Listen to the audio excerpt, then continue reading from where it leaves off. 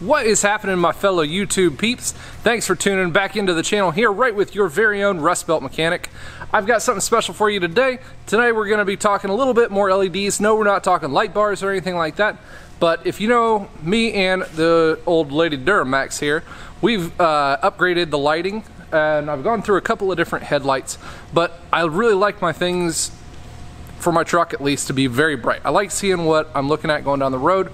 I go down quite a few little back roads and everything here in Ohio. It's deer season and shit's running out everywhere. I like to see what I'm looking at. So we're looking at doing a couple of little upgrades for the upgrades. I already upgraded to LED lights, but I got a contact from a company called JDM ASTAR, and I've actually already used a lot of their products before. So we're going to be going into their headlights and what's different about them. What's different with all these LED headlights? You might learn something today. Stay tuned.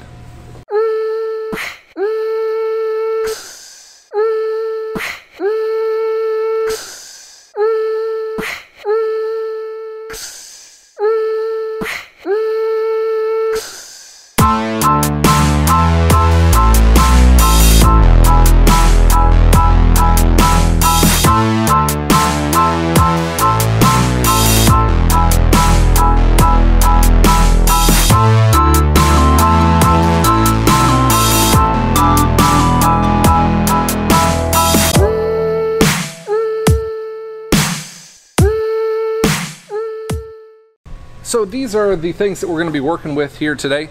JDM ASTAR, they hooked me up with a couple of different bulbs for the high beams and low beams. I think they're going to work for my application. We're going to plug them in and we're going to try it, at least to see how much room we have. But we've got two different kinds that they have come out with on their lines. These are the newer brands. You have the 6S chipset, which is the 4,000 lumen full spectrum, and the new NX 10,000 lumen LED bulbs. So I'm going to be putting these in for my low beams and high beams respectively. So far what I have inside my headlights right now, for my low beams I have Hikaris.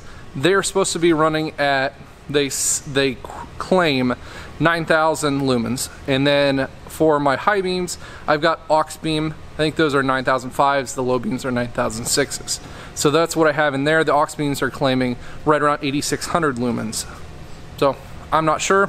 We're gonna do a real quick comparison. I don't have any technical equipment or anything like that to actually fully test it, but I do want to go over a couple of differences that there are between all these LEDs and chipsets and everything along those lines. So you go on Amazon and you see a whole lot of different advertisements about our shit's the brightest, our shit's the brightest. No, really, a lot of them are the same. It depends on the housing that they're in. The actual LEDs, which I don't know how well you can see, that little thing there in the middle, the little diodes, they're actually made by only like 2 or 3 different companies around. They only make certain kinds of LED inserts. So a lot of the ones that most of the manufacturers right now are using are called Cree LEDs.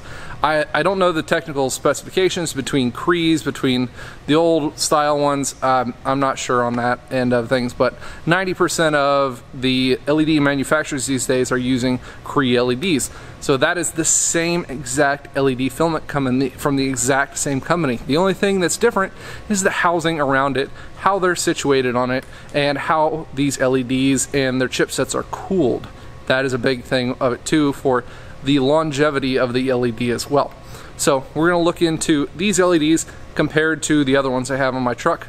We'll get her apart here real quick. So for the purpose of this video, we're not actually going to be talking about the individual manufacturers. Well, we will a little bit, but at first I wanted to talk to you about the different kinds of LEDs that you're going to see in it. A lot of the manufacturers, they like to use the same kinds of LEDs, but the differences are, you know, kind of subtle. But we're going to see a couple of differences because the two that I am testing out today do have different kinds. The first kind is going to be a flip chipset. An ETC FC, or flip chip is what they call them. I don't know how well this camera would be able to show it. See if it'll actually focus in on it. But the little LED filament here, it has 4 little squares, and it's got a little, what looks like a little dab of glue over the top, something to disperse the light out. These are the flip chip style LEDs. And then you have your SMDs, your surface mounted diodes. These in the NX series brand, or the NX series for the JDM ASTAR brand, they use the surface mounted, they use 4 LED diodes across each side of the LED bulb, and they claim that they have 10,000 lumens of output. So that's just a couple of the different styles that you do see.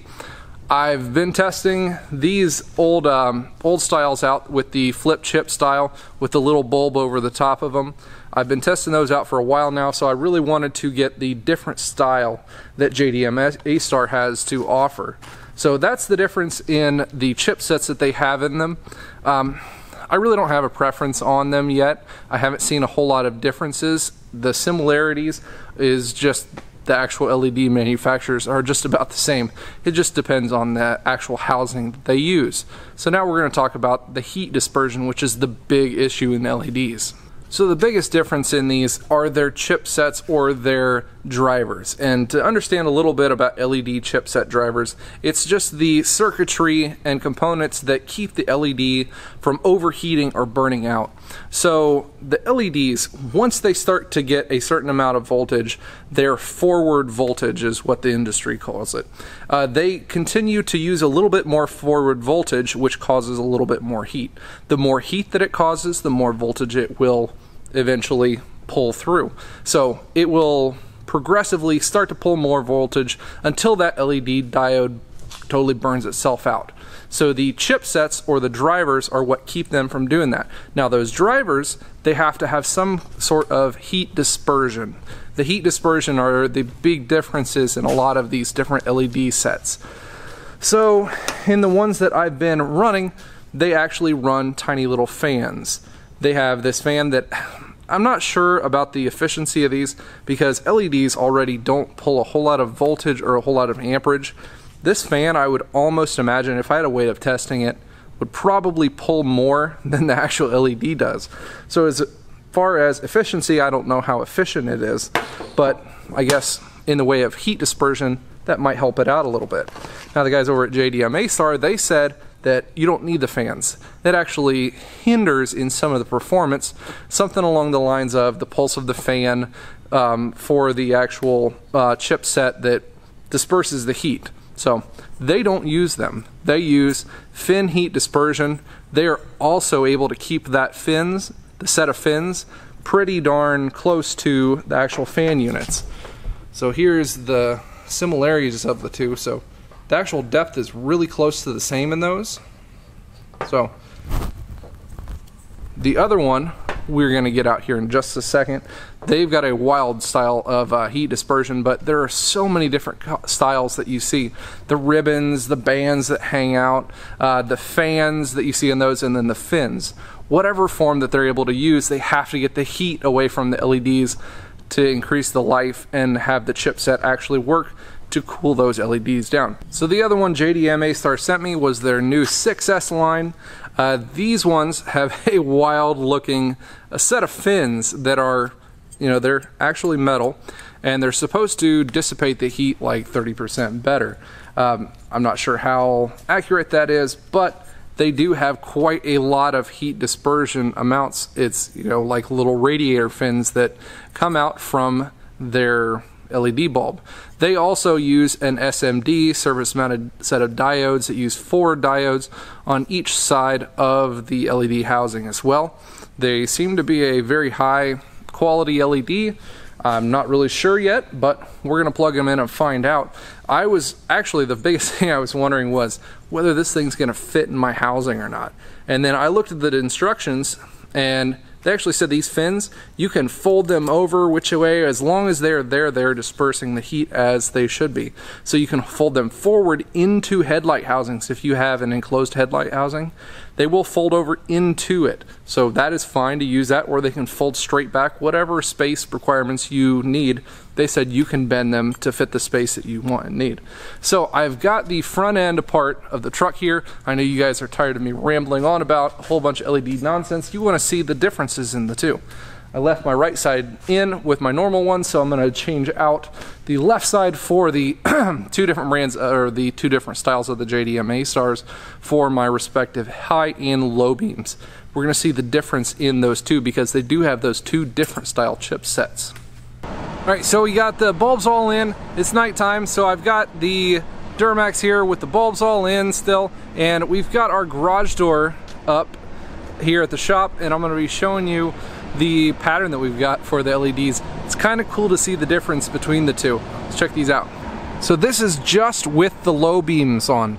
The left hand side, you see the surface mounted diodes, which is in the JDM ASTAR brand, and then on the right hand side we have the Hikaris.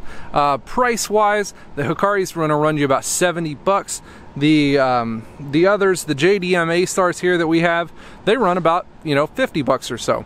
Brightness, when you stand in front of them, they are not a whole lot different. In fact, I would say the color pattern of the JDM ASTAR is a lot better. Plus, you see the light pattern difference. You see how vertically placed the JDM ASTAR is, where it's not a whole lot of that extra light dispersion just flown out around. You have then that in the surface mounted diode, which has the little bulbs over the top of them. That one is, it looks like it's, kind of just flown out all over the place. The actual light pattern, the dispersion is a lot different. I'm not sure you're gonna see much of any difference between the two just standing in front of them in the low beams. Not really, but the big difference is we're about 10 feet out from a door here, and you see the difference in that one. Now I'm going to turn on my high beams.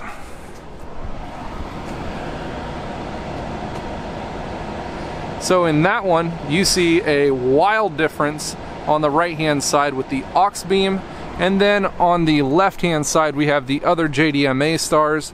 It's kind of hard to see because I've got my chipset in that makes my, turn the high beams on with the low beams and the fogs and everything all at once, the 6-way on. So on the left side, we still see with the JDM ASTARs, there's that vertical line. It keeps that nice crisp, and it doesn't have your light pattern just kind of evenly out anywhere. The hot spots aren't a whole lot of issue on these. It's really even on the left hand side. So I'd have to say I'm going to give it up for JDM ASTAR for putting out a badass product that is comparable and actually cheaper in price, and is a whole lot less complicated. I don't know if you can hear it through a whole lot of the other things we have going on. That is the fans of the two LEDs running on the right hand side, and then on the left hand side, what's that? I don't hear anything. Nothing compared to the two. There's a whole lot of background noise, but I am very impressed by these two LEDs, and I think I'm gonna have to stick with those. We're gonna have to run with some JDM ASTARs. Big shout out to them. I'll admit, guys, I was pretty skeptical how this was gonna turn out before I even started the video. That's why I looked up a whole lot more of this information on LEDs for you, so you'd at least get some kind of, informational activity here on the video today. But it actually was something neat to see the difference between the two styles of LEDs that I put in the Duramax. I'm gonna be looking more forward to actually looking into the different LEDs and stuff that are in the different light bars and everything I use from now on, just to give an understanding of the two. It's going to make a big difference in the light output that I see on my truck. I like to see what's going on in front of me down the road, and it is a big difference. So I'm glad that I learned something today. Hopefully you did as well. And above all, I appreciate you guys stopping into the channel. Every little bit and every view that you guys give me is that big boost in driving what I need to do and telling me that what I'm doing is something awesome, and it's actually getting through to you guys, and you guys love the content that I'm putting out. I love doing it. If I didn't love doing it, I wouldn't be showing you guys, I wouldn't be showing you these products if I didn't enjoy doing what I do. So Give me a big thumbs up if you like videos like this or other content. If you have any other questions or anything, feel free to email me at therustbeltmechanic@gmail.com, or you can send me a message over on Instagram as well. Also, don't forget, if you didn't check out my toolbox tour video, I know it's a 56-minute long video. It's a little bit mind-boggling, but make sure you check that one out. And there's also going to be a link in the description of that video for the most recent giveaway that I'm doing. I'll be nice, and I'll also put it in the bottom of this one. That's going to be a lot shorter video for you guys to watch as well. So make sure you sign up for that giveaway. Next Saturday in November, I am going to be doing a live stream. I don't do that very often, but I'm going to be doing the live stream giveaway for you guys, so make sure you stay tuned to that. Well, I think that's about all I got for you guys today. You guys need to leave me alone so I can put back this front end. I probably put that thing together about 37 times on the channel already, so I can about do that in my sleep. Thanks for tuning in. You guys stay awesome.